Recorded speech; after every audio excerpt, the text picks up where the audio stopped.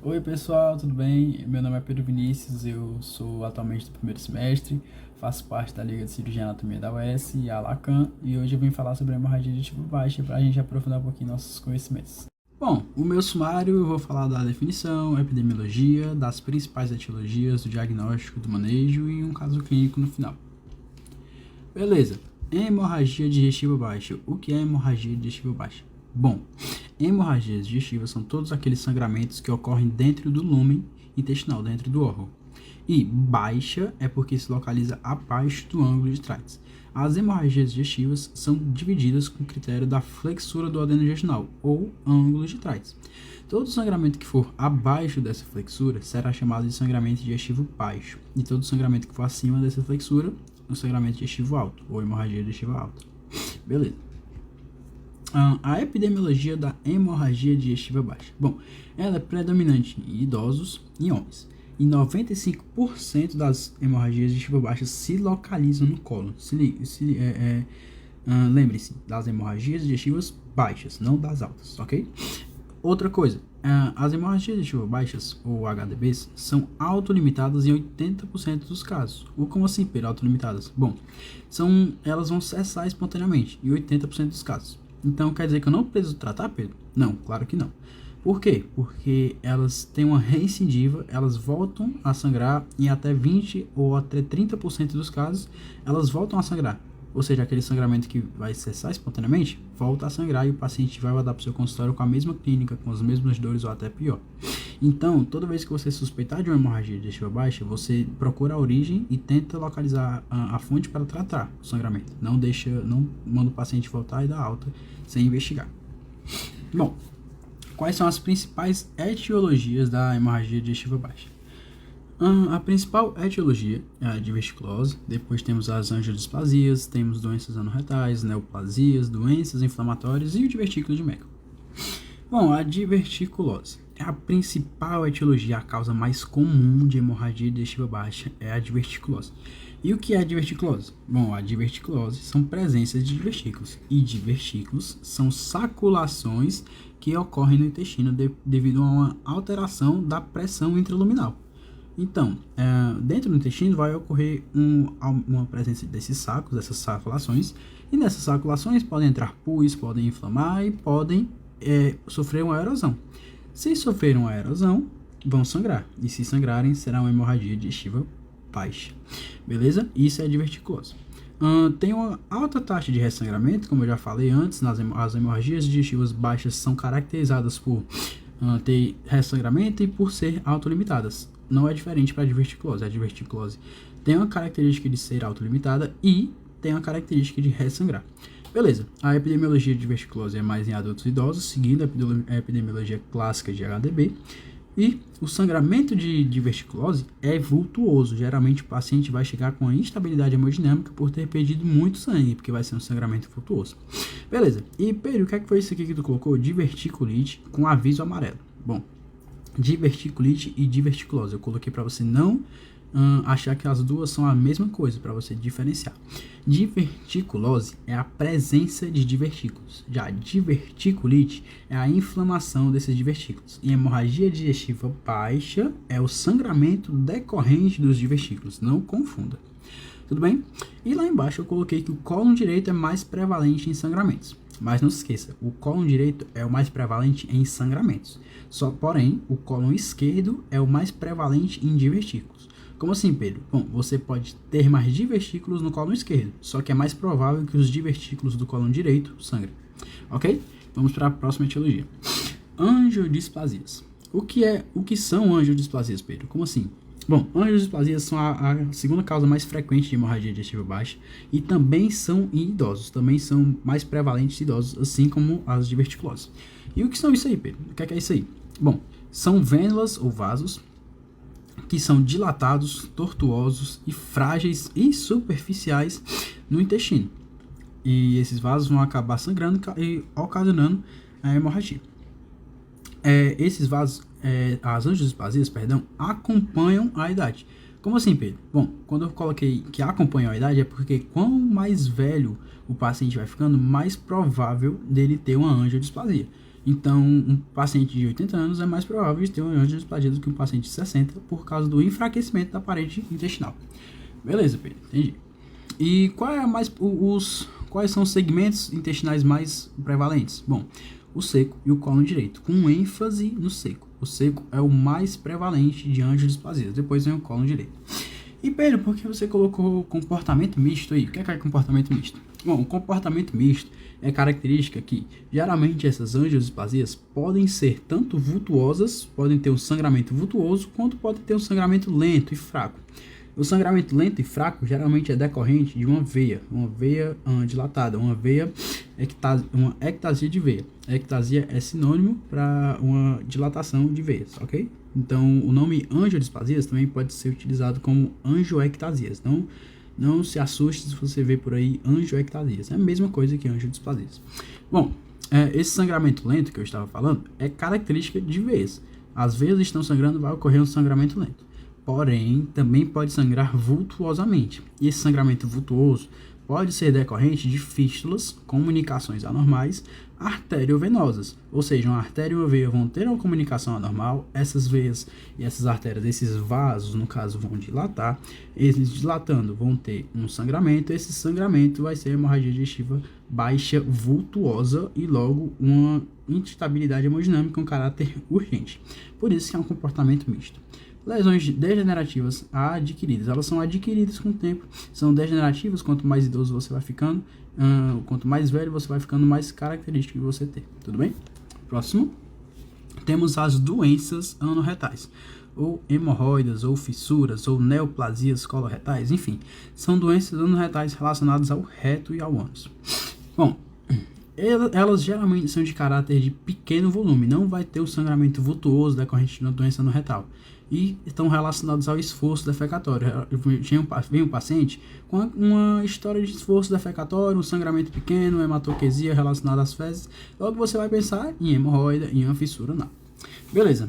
É mais característica de adultos de 40 a 60 anos, então não são tão idosos assim, como a diverticulose, como as angiodisplasias. Beleza? Então, aqui embaixo eu coloquei uma diferenciação da hemorroida para a fissura anal. Bom, a hemorroida já é um sangramento frequente, um sangramento mais presente, só que indolor. O paciente não vai falar que está sentindo tanto dor, só vai falar que sangrou ontem, por exemplo, sangrou hoje também, mas não está doendo tanto. Já as fissuras, o sangramento não é tão frequente assim, porém dói muito mais, então o paciente ele vai doer quando evacuar. Vai doer muito e ele vai saber. Tudo bem? Essas são umas causas de hemorragia digestiva baixa por doença anorretal. Beleza? Bom, a outra causa pode ser as neoplasias. Neoplasias coloretais, carcinoma coloretal, pólipos. Geralmente os pólipos são por cirurgia, pós-polipectomia, e aí ocorre um sangramento. Os cânceres são mais prevalentes em idosos, são de caráter de pouco volume, intermitente e lento. Ou seja, se tiver um sangramento vultuoso e for idoso, você não vai pensar em câncer. Tudo bem? É um sangramento de pouco volume, é um sangramento lento, é um sangramento intermitente. Ele não para e é característico, muito mais característico de idosos do que da população jovem. Então, outra causa de hemorragia digestiva baixa é o câncer, são as neoplasias. Bom, mais uma causa de hemorragia digestiva baixa, dessa vez num público mais baixo do que estava acostumado a apresentar. Já falei do público de 40 a 60 anos, já falei do público idoso. Agora eu vou falar dos jovens de 20 a 40 anos. Qual é a doença que mais afeta os jovens de 20 a 40 anos que se apresentam com hemorragia digestiva baixa? Bom, são as inflamações. Doença de Crohn, retocolite ulcerativa, enfim, colite isquêmica. Isso são doenças que são características de inflamação que podem acarretar os jovens, e aí logo ele vai ficar com a HDB. Bom, o que é que um paciente de 20 a 40 anos que tem HDB por inflamação vai apresentar para mim? Qual é geralmente a característica? É uma diarreia inflamatória. O que é uma diarreia inflamatória, Pedro? Bom, é aquela diarreia que vai vir junto de sangue, de muco e de pus. Então, se você está no seu plantão, vem um paciente de 20 a 40 anos, que está com a diarreia inflamatória, que tem sangue, muco e pus, e está saindo sangue pelo reto, você já pensa assim, ele pode estar com a inflamação, e logo essa inflamação com hemorragia digestiva baixa, beleza? E tá faltando um público, Pedro. Tu já falou de idosos, tu já falou dos jovens de 20 a 40 anos, já falou dos adultos de 40 a 60 anos, mas não tem hemorragia digestiva baixa em crianças? Tem sim. E é esse que a gente vai falar. O último tópico eu reservei para o divertículo de Merkel, que é o divertículo de Merkel, que é uma malformação do ducto ónfalo-mesentérico, logo no ilho terminal, e essa malformação ocasiona um divertículo. Esse divertículo pode sofrer erosão, do mesmo jeito que os divertículos que eu apresentei na primeira parte. E se sofrer erosão, se esse divertículo de Merkel sofrer erosão, vai ocasionar uma hemorragia volumosa, uma hemorragia digestiva volumosa vultuosa, ok? Então, nas crianças, pode ocorrer o divertículo de Merkel decorrente de uma malformação, e o sangramento vai ser vultuoso. Bom, como o sangramento é no ilho terminal e não no cólon ou um sangramento alto, a colonoscopia não vai pegar, que seria o exame de escolha padrão ouro, que é a colonoscopia, que já vou falar. Então, em pacientes com divertículo de Merkel, o interessante seria pedir uma cintilografia para a gente conseguir localizar direito onde é que está sangrando, ok? Beleza. Tá bom. Agora me diz aí sobre os exames.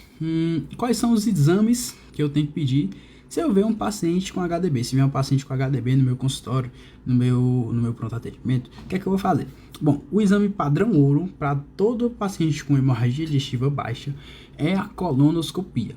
Por quê? Porque ela trata e localiza a doença. E é muito provável dela localizar e tratar a doença. Ok? Ela vem de um sangramento. Ela só serve em sangramento mínimo a moderado. Como assim, Pedro? Bom, se tiver um sangramento vultuoso, não é interessante pedir a colonoscopia. Beleza? Pode ser um tratamento térmico, um tratamento esclerosante ou tratamento mecânico. Não entendi, Pedro. Como assim? Bom, tratamento térmico, você vai cauterizar a fonte de sangramento. Esclerosante, você vai aplicar alguma substância que vai ajudar no tratamento dessa doença, como adrenalina, noradrenalina. E mecânico, você vai introduzir alguma coisa física, clips, hemoclips, que vão ajudar a tratar, beleza? Lembrando, se tiver um sangramento vultuoso, não é para pedir colonoscopia, porque a colonoscopia só vai piorar o quadro do paciente. Você não vai conseguir ver nada e o paciente vai ficar mais instável se você pedir a colono com um sangramento alto. Beleza? E o último tópico é que a experiência do cirurgião e o tempo afetam o diagnóstico. Bom, a experiência do cirurgião é que o cirurgião tem que saber manejar o colonoscópio, que é que eu vou detalhar como é que funciona, mas é o tubo que nós inserimos dentro do cólon do paciente. E sobre o tempo, como as hemorragias digestivas baixas geralmente são autolimitadas, se você demorar muito, você não vai conseguir ver a fonte do sangramento, logo você não vai conseguir diagnosticar a tempo. Beleza. E como é que funciona a colonoscopia? Bom, você vai inserir o colonoscópio dentro do reto do paciente e vai introduzindo ele até você achar a fonte de sangramento. O colonoscópio tem uma câmera na frente e tem um espaço para introdução das terapias, dos métodos terapêuticos, né? Que é o método térmico, método esclerosante e o método mecânico. Tudo bem? Bom, o outro exame é a arteriografia. Eu falei que a colonoscopia não pega se for em pacientes com sangramento vultuoso. Se for um sangramento maior, qual é o exame que consegue diagnosticar e consegue tratar? A arteriografia. Ela detecta sangramentos de até 0,5 a 1 ml por minuto, um sangramento alto, um sangramento vultuoso. Ela consiste na utilização de contraste e na embolização para tratar. Você vai introduzir o catéter por meio de contraste, vai achar a veia, achar a artéria que pode estar sangrando e vai embolizar e cauterizar vai embolizar a fonte de sangramento. Tudo bem? E é contraindicado em caso de insuficiência renal. Por quê, Pedro? Por causa da utilização de contraste. Pode lesionar, pode lesionar mais ainda o paciente se você for usar uma arteriografia em caso de insuficiência renal. Beleza? Ok. Qual é o outro exame que eu posso pedir? Bom, um exame mais sensível que a colonoscopia é a angiotomografia. A sensibilidade dela é de sangramento de 0,3 a 0,5 ml por minuto. Então é uma sensibilidade maior do que a colonoscopia. Porém, ela não trata. a coluna, ela localiza e ela trata na hora. Você com a angiotomografia, você vai ter que recorrer a outro método para conseguir realizar o tratamento do paciente. Tudo bem? Bom, ela é um método de exame de fácil acesso, mais fácil do que a cintilografia, por exemplo. Geralmente tem nos hospitais, geralmente tem no SUS. É mais rápido e é mais fácil, ok? Mas lembrando, ela não trata. Beleza. E qual é o exame mais sensível que temos para tentar diagnosticar uma hemorragia digestiva baixa? É a cintilografia com hemácias marcadas. Esse é o exame mais específico e mais sensível.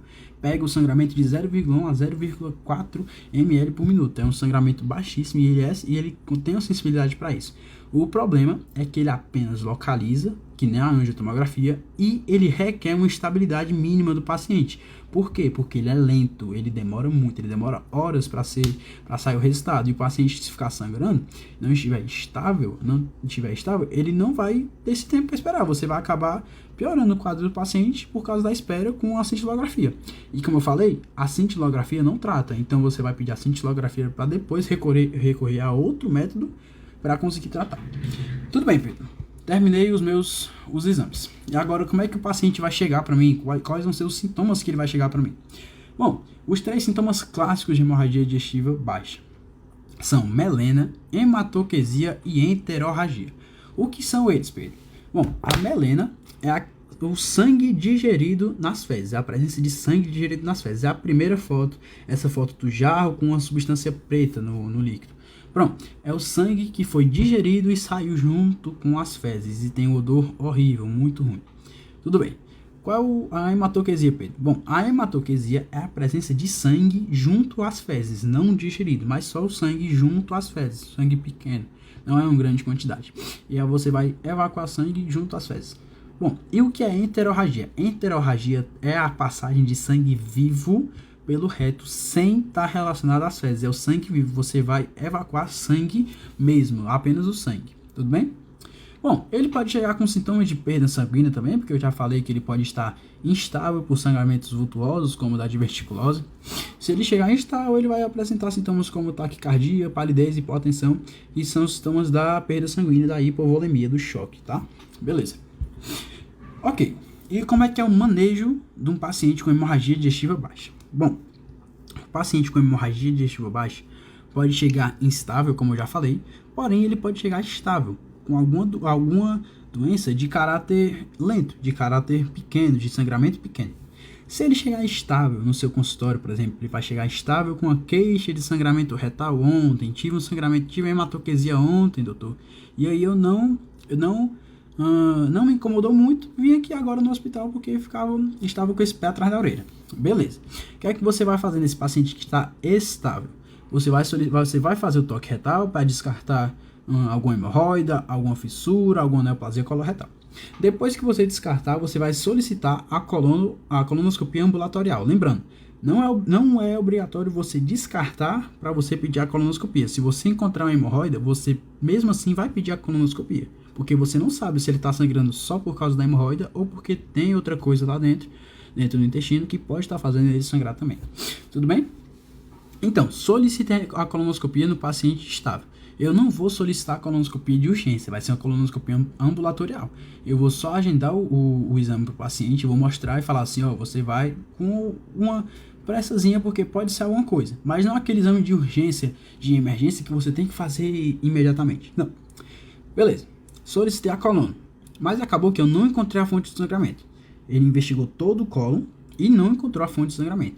O que é que eu vou fazer? Vou solicitar uma endoscopia digestiva alta, que é o método de tratamento para casos de hemorragia digestiva alta. A endoscopia, ela vai investigar todo o TGI até... Vai investigar o TGI até o duodeno, até as fontes de sangramentos altos. Beleza, você investigou o cólon, não encontrou. Solicitei EDA, investigar a parte alta do abdômen, não localizei.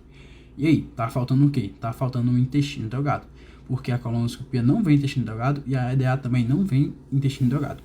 Qual o método que eu posso fazer para investigar o intestino delgado? Bom, a cápsula endoscópica, que é uma pílula que o paciente toma, que vai tirar foto do intestino delgado e você vai conseguir fazer o diagnóstico.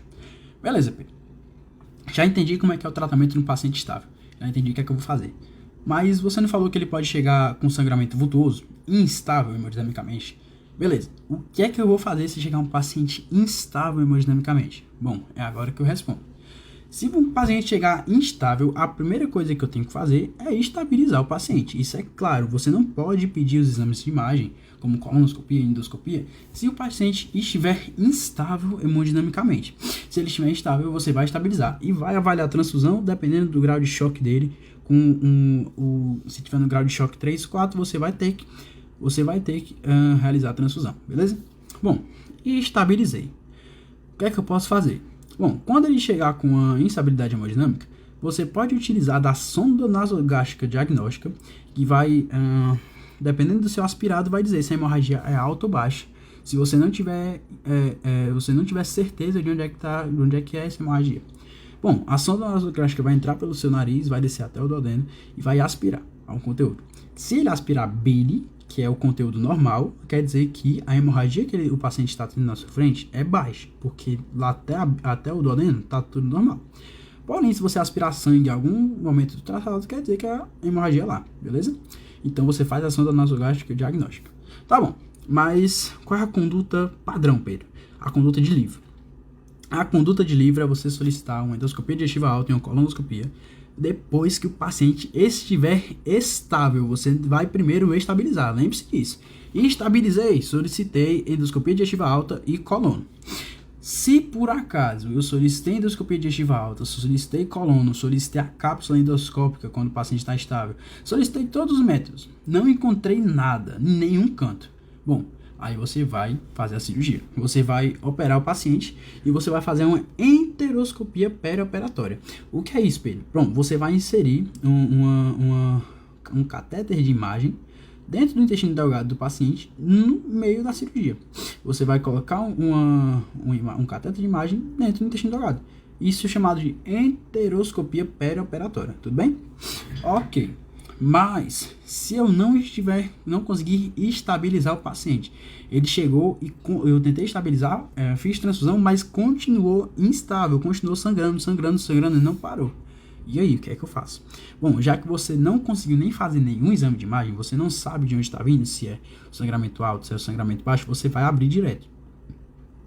Você vai abrir direto na cirurgia e vai procurar onde é, tudo bem?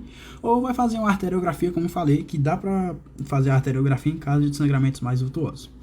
Qual é a cirurgia que eu vou fazer em caso de hemorragia digestiva baixa? Se eu abrir o paciente e lá ver que ele está com o cólon todo vermelho com sangue. Bom, colectomia total com anastomose ileoretal. Por que eu vou fazer a colectomia total? Porque você não sabe até que ponto está sangrando.